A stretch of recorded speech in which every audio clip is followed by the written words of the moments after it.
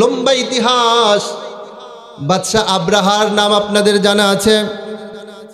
এই বাদশাহ আব্রাহা ক্ষমতা পেয়েছিল 2 নাম্বারি করে। কিভাবে ক্ষমতা পেয়েছিল?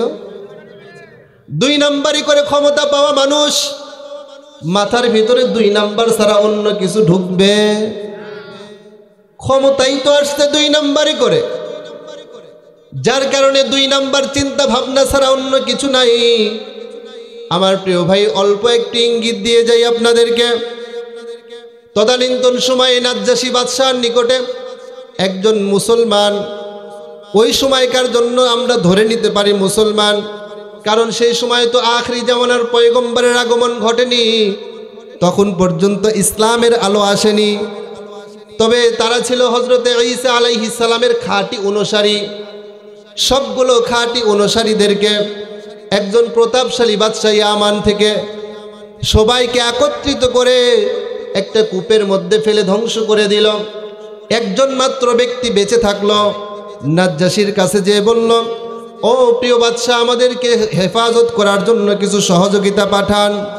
আব্রাহার সাথে একজন সৈন্য দিয়ে 1000-এর বেশি সেনাবাহিনী পাঠিয়ে নাজ্জাশী তাকে সহযোগিতা করার জন্য পাঠিয়ে দিলেন ইয়ামানে। ইয়ামানে যাওয়ার পরে ওই বাদশাকে পরাজিত করলেন। পরাজিত করার পরে ইয়ামান দখলে আসলো নাজ্জাশীর। কিন্তু এই রাজ্য পরিচালনা কে করবে? পরিচালনা করার জন্য আমার প্রিয় ভাই এই আব্রাহা আর একজন যে সাথে ছিল, তাদের 2 জনকে দায়িত্ব দেওয়া হলো। খুব ভালো করে শুনবেন, 2 জন দায়িত্ব পালন করতেছে। তবে একটা জিনিস আমাদের জানা আছে, একটা বনের মধ্যে যদি রাজা 2টা বাঘ হয়, রাজত্ব টিকে নাকি? সমস্যা হয় কি হয় না? সমস্যা হয়ে যায়। একই বনে 2 জন রাজা টিকে না, চলে না, রাজ্য পরিচালনা হয় না। আর এসব কারণেই আল্লাহ রাব্বুল আলামিন নিজেকে শরীক মুক্ত রেখেছে।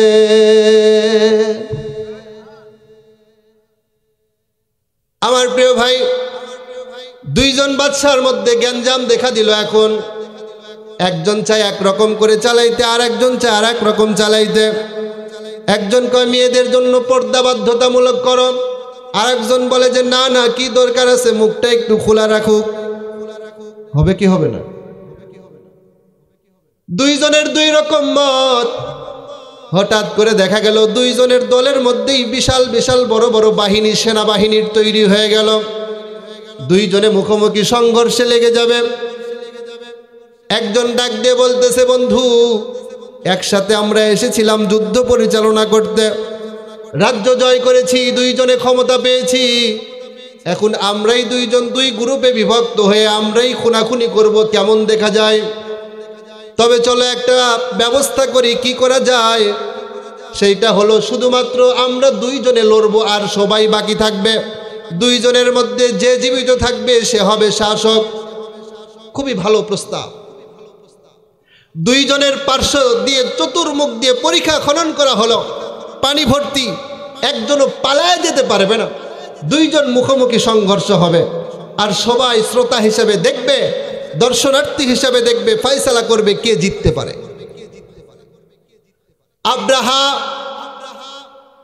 প্রথম আঘাতেই তার নাক কান কেটে গেল, ধরাশয়ী হয়ে গেলেন মাটির মধ্যে। এই অবস্থা দেখার পরে আব্রাহার যেই ব্যক্তি ছিল দেহরক্ষী, সে আর অবস্থান করতে পারল না। প্রতিপক্ষকে এমন ভাগে আঘাত করলো যে সে সাথে সাথে ইন্তেকাল করলো, মারা গেল। আব্রাহা অসুস্থ। এই অবস্থায় হাসপাতালে ভর্তি করা হলো। কিছুদিন পরে সুস্থ হয়ে তার প্রতিপক্ষ যেহেতু দুনিয়া থেকে বিদায় নিয়েছে, রাস্তা খালি, কথা কান ঠিক কিনা? আর তো কেউ নাই। রাস্তা যখন খালি, তখন রাজত্ব গ্রহণ করলো ইয়ামানের।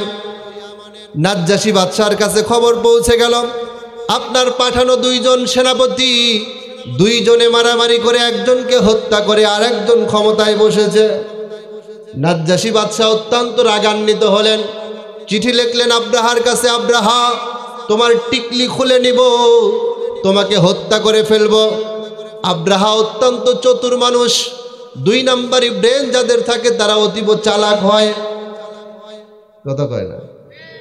চালাক না হলে 2 নাম্বারি করা যায় দুই নাম্বারই করতে হলে প্রচুর ব্রেনের প্রয়োজন হয়।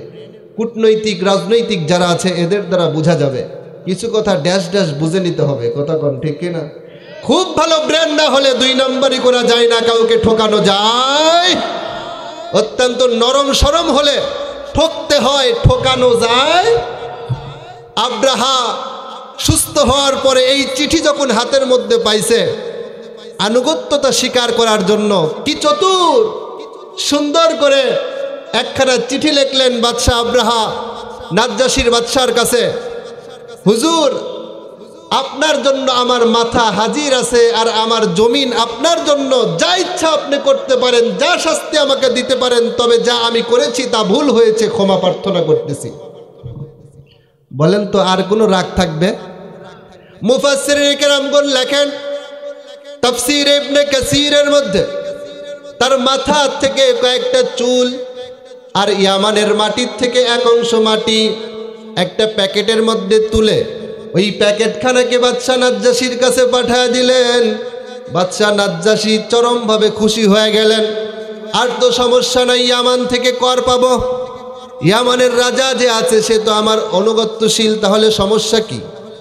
সাথে সাথে চিঠি লিখলেন বাদশাহ আব্রাহা, ও নাজ্জাশীর বাদশাহ আমার জনাব, টেনশনের কোনো কারণ নাই, আমি আপনার জন্য ইয়ামানে এমন একটি কেল্লা, এমন একটি গির্জা বানাবো, যেই গির্জা পৃথিবীর বুকে আপনাকে খুশি করার মতো আর কেউ বানায় না। এই গির্জা বানানোর জন্য বাদশাহ আব্রাহা কোটি কোটি দিনার দিরহাম খরচ করলেন। মাসের পরে মাস সময় বের করলেন।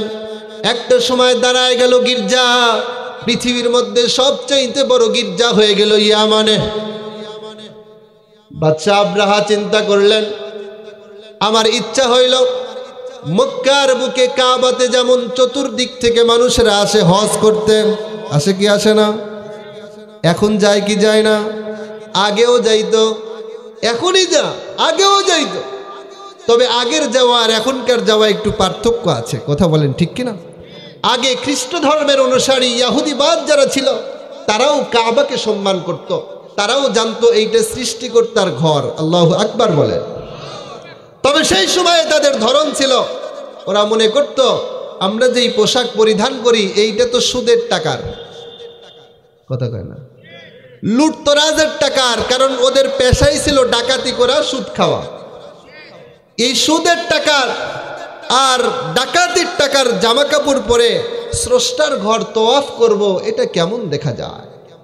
এজন্য ওরা চিন্তা করলো এই কাজটি না করে আমরা বরং আমাদের হারাম উপার্জিত টাকার এই পোশাকগুলোকে দূরে ফেলে দেই, আর স্রষ্টা আমাদেরকে যেভাবে দুনিয়াতে পাঠিয়েছিলেন সেই ড্রেস দিয়েই স্রষ্টাকে খুশি করার জন্য তওয়াফ করি। নাউজুবিল্লাহ বলেন। এজন্য তারা উলঙ্গ হয়ে তওয়াফ করত, কাবাকে উলঙ্গ হয়ে তওয়াফ করত। আমার প্রিয় ভাই, তাদের পদ্ধতি ছিল এইটা। তবে তাদের মনের মধ্যে কাবার একটা সম্মানবোধ ছিল কি ছিল না?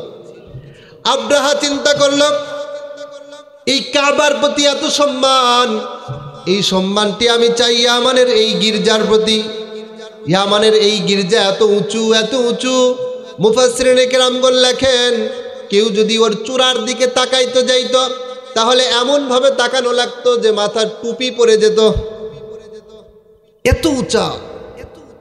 খোলপা যে টুপিগুলো আছে, এই টুপি দিয়ে যদি আপনি মাথা একদম এইরকম উঁচু করেন, ওই টুপি কি মাথায় থাকবে?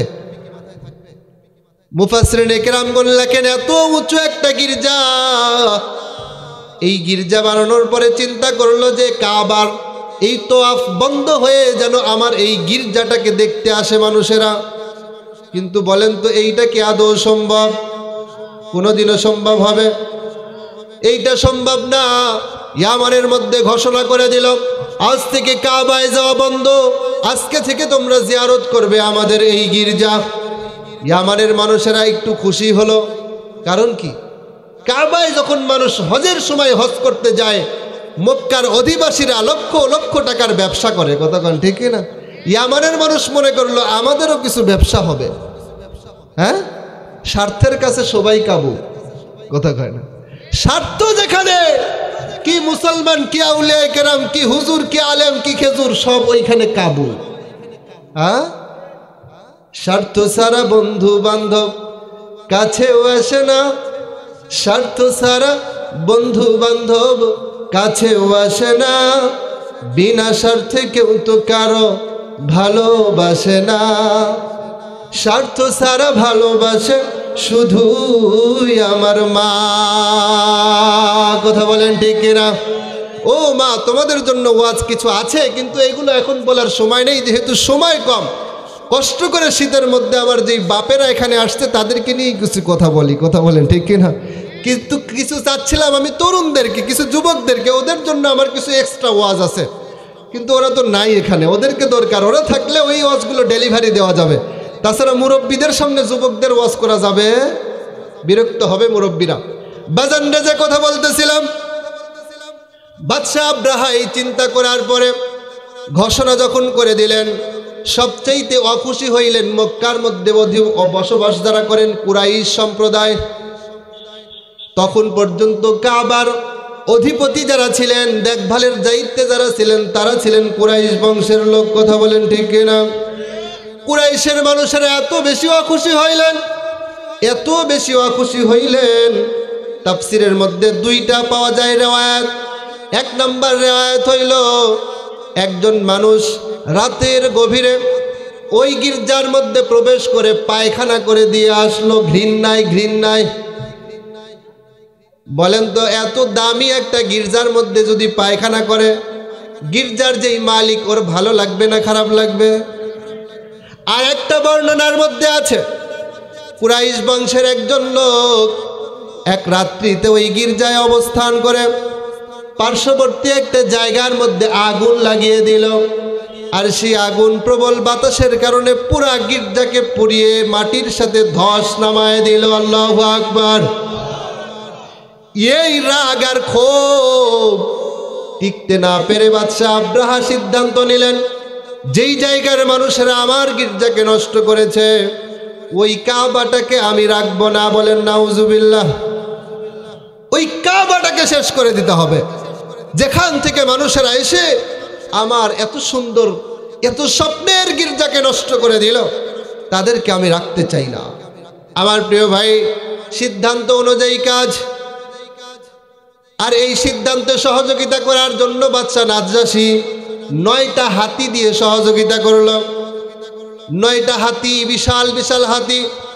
আর সাথে এই বাদশা আব্রাহা সে আরো 2টা হাতিকে যোগ করলো, অথবা আরো 4টা, মোট 11টি অথবা 13টি হাতির বিবরণ রয়েছে এই বাহিনীর মধ্যে। এই হাতিগুলো নিল। এই হাতিগুলোর মধ্যে সবচাইতে বিশাল প্রকৃতির একটা হাতি ছিল। ওই হাতিটির নাম ছিল মাহমুদ। হাতির নাম কি ছিল জনগণ? ঘটনা মেলা শুনেছেন, কিছু নতুন না শুনলে তো হবে না। হাতির নাম কি ছিল? মুখস্থ করেন। হাতির নামটি ছিল মাহমুদ। বাদশা আব্রাহা চিন্তা করলো, এই হাতির গোলার মধ্যে একটা রশি লাগায় দিব, আর কাবার গেটের সাথে একটা রশি লাগাবো। হাতিকে হাত দিব, হাতি এত জোরে টান দিবে যে কাবার গেটটা ভেঙে যাবে। বলেন নাউজুবিল্লাহ। বিশাল বাহিনী নিয়ে রওনা দিলেন। সময় যেহেতু অল্প, মাঝখানে আর যা যা হলো এই কথাগুলো আমি বলবো না, এই কথাগুলো বলার মতো সময় আমার হবে না। চলে গেলেন মক্কার অদূরেই একটা জায়গার মধ্যে, তারা খিমা পেরে অবস্থান গ্রহণ করলেন। মাঝখানে অবস্থান করার আগেই এই মক্কার আশপাশ দিয়ে যত চারণ ভূমি ছিল, আপনাদের এলাকায় মাঠ আছে, গরু ছাগল খাওয়ানোর আছে না নাই? মক্কার পার্শ্ববর্তী মরুভূমির পাশ দিয়ে মানুষেরা উট চড়ায়, ছাগল ভেড়া দুম্বা এগুলোকে রাখে। এই যতগুলো উট ছিল, এই উটগুলোকে সব নিজেদের আয়ত্তে দখল করে নিয়ে নিল। অবস্থান গ্রহণ করে একজন প্রতিনিধিকে পাঠায় দিল, যাও মক্কার মধ্যে ঘোষণা করে দাও, ও মক্কার মানুষেরা, আমরা তোমাদের সাথে যুদ্ধ করতে আসি নাই, তাহলে কেন এসেছো? আমরা এসেছি তোমাদের এই কাবাটাকে ধ্বংস করতে। বলেন নাউজুবিল্লাহ। তোমরা যদি এই কাবা ধ্বংস করতে বাধা দাও, তাহলে তোমাদের সাথে মোকাবেলা হবে। আর খোঁজ করে নিয়ে আসো এই মক্কার মধ্যে অধিপতিকে, নেতাকে, তাকে খুঁজে নিয়ে আসো। আমার প্রিয় ভাই, এই বাদশা আব্রাহার প্রতিনিধি মক্কার বিভিন্ন মানুষদের সাথে অলিতে গলিতে কথা বলতে লাগলেন। নেতাকে, মুসলমান আর ইসলামের আর আল্লাহর ভয় যাদের আছে তাদের নেতা চেনা বড় কষ্টকর, কথা বলেন ঠিক কিনা? কারণ তাদের নেতা হবে ওমরে ফারুক রাদিয়াল্লাহু তাআলা আনহুর মতো। কিছু সময় ওমরে ফারুক এমন একটা জায়গার মধ্যে অবস্থান করবে, দূরবর্তী কোনো রাষ্ট্রদূত এসে মদিনার বাদশাকে খুঁজতে থাকবে। খুঁজতে খুঁজতে যায় ওমরে ফারুককেই জিজ্ঞাসা করলো, ও সাহাবী নবীজির, আপনি বলে দিন ওমরে ফারুক কে? আল্লাহু আকবার বলেন। আপনি যার সাথে কথা বলছেন সেই হলো ওমরে ফারুক। কই বলেন কি? তাহলে আপনার এই অবস্থা কেন? আপনার মসনদ কই? আপনার রাজত্ব কোথায়? আপনার জেলখানা কোথায়? আপনার সিংহাসন কোথায়? আপনার পাইক পেয়াদা কোথায়? আপনার দেহরক্ষী কোথায়? বডিগার্ড কোথায়? কিচ্ছু নাই। আপনি কিভাবে এত বড় রাজ্যের রাজা হয়ে বসে আছেন? ওমরে ফারুক উত্তর দেয়, আরে যারা কোরআন দিয়ে রাজ্য শাসন করে তাদের জন্য জেলখানা লাগে না, সিংহাসন লাগে না, পাইক পেয়াদা লাগে না, দেহরক্ষী লাগে না, বডিগার্ড লাগে না, কথা বলেন ঠিক কিনা? যারা আল্লাহর আনুগত্য করে, যারা আল্লাহর হুকুম মান্য করে, তাদের জন্য দুনিয়ার যা কিছু আছে সব কিছুই তাবে হয়ে যায়, আনুগত্যকারী হয়ে যায়। মাল্লাহুল মাওলা ফালাহুল কুল। তুমি যদি আল্লাহর হতে পারো তাহলে তোমার জন্য দুনিয়ার সব মাখলুকাত তাবে হয়ে যাবে, কতক্ষণ ঠিক কিনা? আর যদি তুমি আল্লাহর না হও তাহলে তুমি নেতাগিরি করতে চাইলেও তোমার নেতৃত্ব থাকবে। তুমি নিজেকে অনেক বড় নেতা বানাইবা, হ্যাঁ বিশাল বড় নেতা, উল্টাপাল্টা বক্তব্য দিয়া নেত্রীকে খুশি করার চেষ্টা করবা। হঠাৎ করে দেখবা তোমার মাথার চুলও নাই, তোমার পায়ের তলের মাটিও নাই। বুঝেন বুঝেন এই যুবক, বুঝো।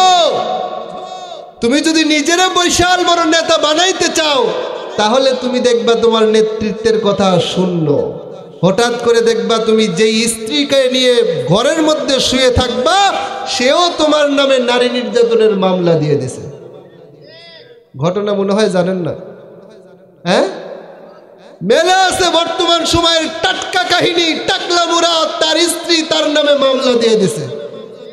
কয়েকদিন আগে বলছিল রাষ্ট্র ধর্ম ইসলাম থাকবে না ইনশাআল্লাহ, বলছিল না? সংসদে বিসমিল্লাহ থাকবে না ইনশাআল্লাহ, বলেছেও কি বলেনি? আরে ধরনটা কি রে ভাই, কথা শুনলেও হাসি আসে। থাকবে না ইনশাআল্লাহ, আল্লাহর নাম থাকবে না ইনশাআল্লাহ, এটা আবার কেমন কথা? তুমি আল্লাহর নাম নেই, আল্লাহর নামকে বাদ দিতে চাচ্ছ। এগুলো পাগল না ভালো মানুষ? বুঝতেও কষ্ট হয়, কতক্ষণ ঠিক কিনা? আমার প্রিয় ভাই, তুমি যদি আল্লাহর হয়ে যাও তাহলে সারা দুনিয়া তোমার হয়ে যাবে। আর তুমি যদি আল্লাহর না হয়ে নিজের সারা দুনিয়া বানাইতে চাও তাহলে দুনিয়া কেন, তোমার স্ত্রীও তোমার থেকে পর হয়ে যাবে। কিছু কিছু মানুষ এগুলোর থেকে শিক্ষা গ্রহণ করে না, এগুলোর থেকে শিক্ষা গ্রহণ করতে চায় না।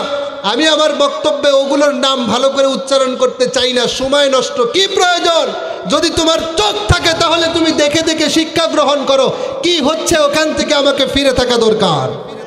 কিন্তু কেউ কেউ আছে এগুলো দেখার পরেও, এইগুলোর পতন দেখার পরেও আবার পুরা গুজায় উঠে। ওরা আবার বলতে চায় ওয়াজ মাহফিলের চাইতে যাত্রা গান বাউল গান ভালো। ওয়াজ মাহফিল নাকি মানুষদেরকে নষ্ট করে দিচ্ছে, সহিংসতা শিক্ষা দিচ্ছে, বিশৃঙ্খলতা শিক্ষা দিচ্ছে। আমি ওদেরকে বলতে চাই, ভাই তোমার বিরুদ্ধে আন্দোলন আমার দরকার নাই, তুমি শুধু শিক্ষা গ্রহণ করো টাকলা মুরাদের কাছ থেকে। ইসলাম, মুসলমান, ওলামায়ে কেরাম ওয়াজ মাহফিল আর আল্লাহর বিরোধিতা করলে তার অবস্থান তৈরি হয়, দেশ বিদেশ কোথাও জায়গা না হয়ে স্ত্রী পর্যন্ত মামলা দিয়ে দেয়। সুতরাং তুমি যদি বাঁচতে চাও, ও হানিফ সাহেব, ওইসব বক্তব্য থেকে ফিরে আসো। আর যদি বাঁচতে না চাও তাহলে আমরা বলবো তোমারও হয়তো ওই রকম মোরার সিল্লি উঠেছে, কথা কয় না? দেখার পরেও যদি তুমি শিক্ষা গ্রহণ না করো, বিরোধিতা করতেই থাকো, তাহলে বুঝবো তুমি নিভে যাওয়ার আগে একটু জ্বলে উঠছো। আল্লাহ বুঝার তৌফিক দান করুক, বলেন আমিন। আমি যে কথা বলতেছিলাম, বাদশা আব্রাহা সব প্রাণীগুলোকে, উটগুলোকে, দুম্বাগুলোকে নিজের আয়ত্তে নিয়ে নিলেন। খুঁজে বের করলেন কে বর্তমানে মক্কার নেতা। খুঁজতে বড় কষ্ট হয়ে গেল, এখান থেকে দূরে চলে গেছিলাম। হঠাৎ করে আব্দুল মুত্তালিবকে খুঁজে বের করা গেল। মানুষের কথা বা কথন দেখে বোঝা গেল আব্দুল মুত্তালিবই হলো বর্তমান মক্কার অধিপতি, বর্তমান মক্কার নেতা। আব্দুল মুত্তালিবের কাছে খবর পৌঁছালেন, বাদশাহ আব্রাহা আপনাকে তলব করতেছেন, আপনি একটু দেখা করুন।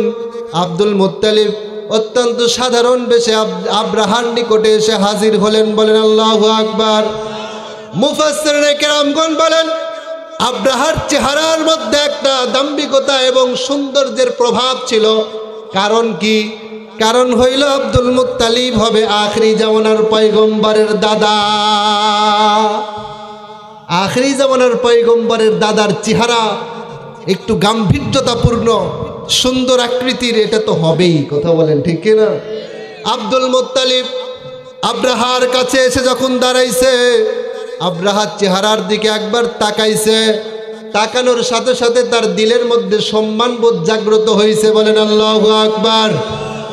এই সম্মানবোধ থেকে উটের পিঠ থেকে নিচে নেমে আসছে, আব্দুল মুত্তালিবকে সুন্দর করে চাদর পেরে দিয়ে বসায় দিছে।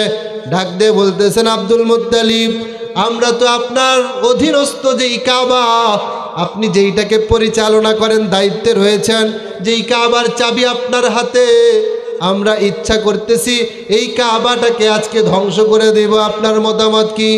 আপনি কি ফিরাইতে এসেছেন? আব্দুল মুত্তালিব ঠান্ডা মাথায় চিন্তা করে জবাব দিচ্ছেন, ওরে আব্রাহা, তোমার বিশ্বাস একরকম আর আমার বিশ্বাস আর এক রকম। বলেন আল্লাহু আকবার। তোমার চিন্তা হইল তোমার দুনিয়াবি পার্থিব যতগুলো শক্তি রয়েছে, তোমার সাথে হাতি রয়েছে, তোমার সাথে অনেকগুলো সেনাবাহিনী রয়েছে, তুমি যুদ্ধের প্রসদ নিয়ে এসেছো, তুমি মনে করতেছো তোমার শক্তি দিয়ে তুমি কাবাকে ধ্বংস করে দিবে। আর আমি বলতেছি, ওরে আব্রাহা, এই কাজ আমার না, আমরা বিশ্বাস করি কাবার মালিক হইলেন আল্লাহ। কাবার মালিক আল্লাহ, সুতরাং কাবার হেফাজতের জিম্মাদারও আল্লাহ। আমি কাবার হেফাজতের জন্য তোমার কাছে আসি নাই, আমি আসছি আমার জিম্মাদারিতে। আমার মালিক আমাকে 200টা উট দিয়েছেন। উট, তোমার লোকজন আমার 200টা উট চারণভূমি থেকে কব্জ করেছে। আমি চাই তোমরা আমার দায়িত্বের উটগুলোকে আমার কাছে ফিরিয়ে দাও। বলেন আল্লাহু আকবার। বাদশাহ আব্রাহা ডাক দিয়ে বললেন, চেহারাটা দেখে তোমাকে অনেক গাম্ভীর্যতাপূর্ণ প্রভাবশালী নেতা মনে হয়েছিল, কিন্তু তোমার কথার কারণে তোমার উপর থেকে শ্রদ্ধা ভক্তি অনেকটা কমে গেল। কেন কেন? তোমার এত বড় ধর্মের প্রতি অবজ্ঞা, ধর্মের প্রতি কোনো চাহিদা নাই। এতদিন যাবৎ তোমরা যেই কাবাকে সম্মান করো, ভক্তি করো, এই কাবাটাকে আমি শেষ করে দিতে আসলাম, তুমি কোনো বাধা দিলে না। আব্দুল মুত্তালিব ডাক দিয়ে বলতেছেন, এইটা তুমি বুঝবা না। কথা কয় না, এইটা বুঝার ক্ষমতা তোমার নাই। তুমি তো দুনিয়া নিয়ে ব্যস্ত, তোমার চোখ তো দুনিয়ামুখী চোখ। তুমি শুধুমাত্র উপরের দিকগুলো দেখতে পাও, ভিতরের বস্তু তুমি দেখতে পাও না। শুধুমাত্র চামড়ার চোখ দিয়ে সবকিছু অবলোকন করা যায় না। আরো 2টা চোখ আছে, ওই চোখ দিয়েও কিছু দেখা লাগে। সেইটা হলো তোমার চোখ দিয়ে দেখতেছো তুমি কাবাকে ধ্বংস করবে, আর আমার অন্তর চোখ দিয়ে আমি দেখতেছি আগামীকাল সকাল হওয়ার আগে তোমার পায়খানার রাস্তা দিয়ে আল্লাহ প্রদত্ত পাথর বের হবে। কথা কয় না, কথা কয় না। সুতরাং তোমার কাছে মনে হচ্ছে আমি বাইতুল্লাহর সম্মান নষ্ট করতেছি না, বাইতুল্লাহর সম্মান আমি নষ্ট করতেছি না। বাইতুল্লাহর মালিকের কাছে আমি অভিযোগ করতেছি, বাইতুল্লাহর যিনি মালিক তিনি তোমার 12টা বাজায় ছাড়বে।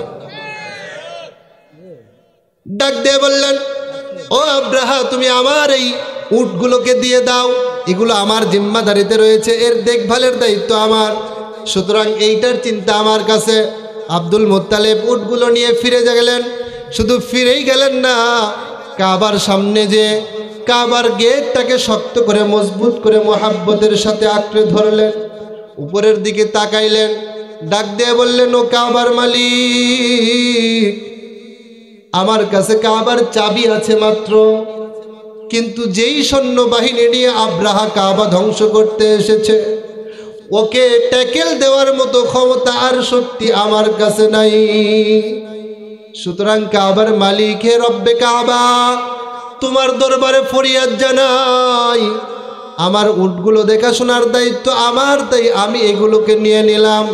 তোমার দরবারে দোয়া করতেছি রে কাবার মালিক, আগামীকাল সকাল হওয়ার আগে তোমার বাহিনী দিয়ে তুমি আব্রাহাকে মোকাবেলা করো। আগামীকাল সকাল হওয়ার পূর্বে ধ্বংস হয়ে গেছে, কাবার কিছুই হয়নি। এই কথাগুলো বলার পরে নিজস্ব সবগুলো সৈন্যবাহিনী সহ আব্রাহা প্রস্তুতি গ্রহণ করলেন।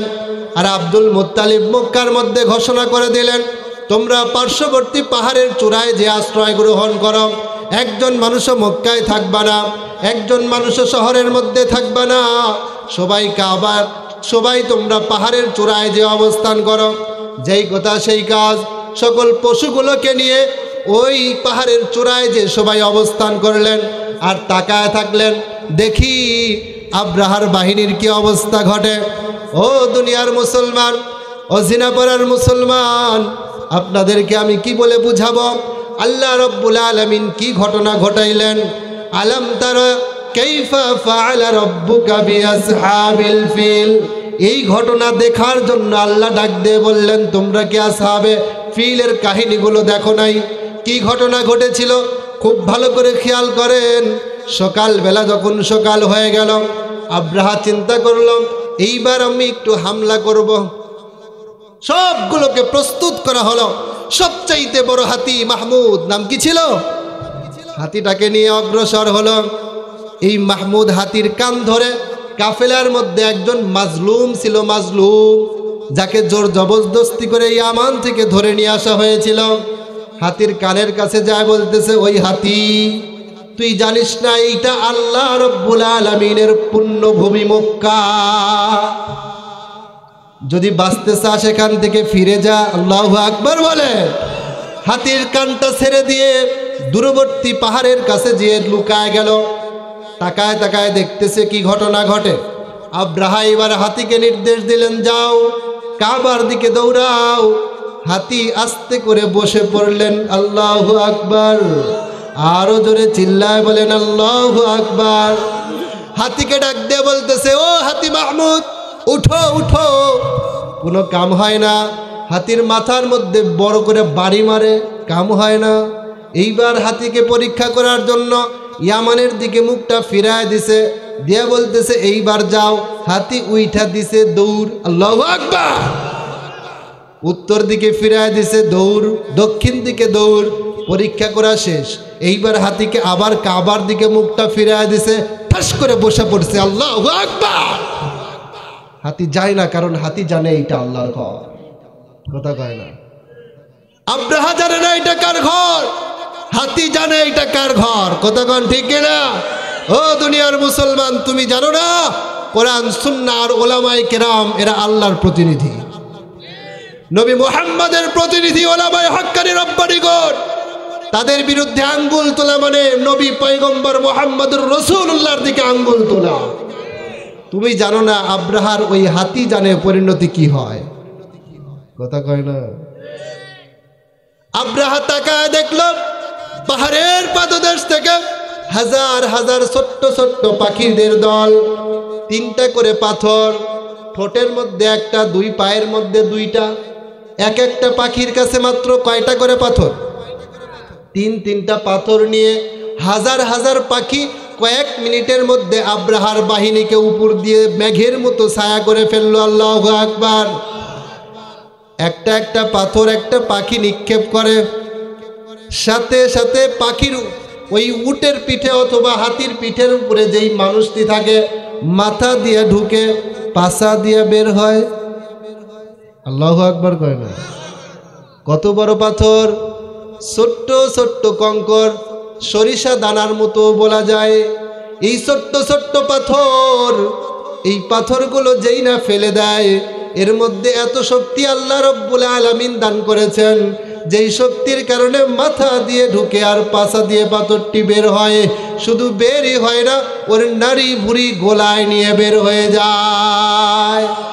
যার মাথার উপরে ওই পাথর পড়ে ওই লোকটি জাগায় ডেট। আল্লাহু আকবার। শুধু তাই না, যেই প্রাণীর উপরে পড়ে সেই প্রাণীটিও ডেড। কয়েক মিনিটের মধ্যে পুরা আব্রাহার বাহিনী এলোমেলো তছনছ হয়ে গেল। আমার প্রিয় ভাই, বাদশা আব্রাহার কিন্তু কিছুই হলো না, শুধু ক্ষত বিক্ষত হলো। বলেন তো কেন? মুফাসসিরিনে কেরামগণ লেখেন, বাদশা আব্রাহা ওই মুহূর্তে যদি মারা যাইতো তাহলে যন্ত্রণাটা একটু কম হইতো। কতক্ষণ ঠিক কিনা? অসুস্থ হয়ে গেল, নড়তেও পারে না, চড়তেও পারে না, প্যারালাইজ। ইয়ামানের বিশাল বড় হাসপাতালের মধ্যে ভর্তি করানো হলো। তদানীন্তন যুগের সবচেয়ে বড় বড় কবিরাজদেরকে হাজির করানো হলো। সব কবিরাজেরা এসে চিকিৎসা দিতেছে, কিন্তু কোনো চিকিৎসায় ফল হয় না। শরীরের মধ্যে পচন ধরে গেল, দুর্গন্ধ বের হয়ে গেল। মাস 6 পরে হঠাৎ করে এই আব্রাহাম মারা গেল। কিন্তু মারা গেল তো গেল, ওরা আশেপাশে দাফন করার মতো কাউকে খুঁজে পাওয়া গেল না।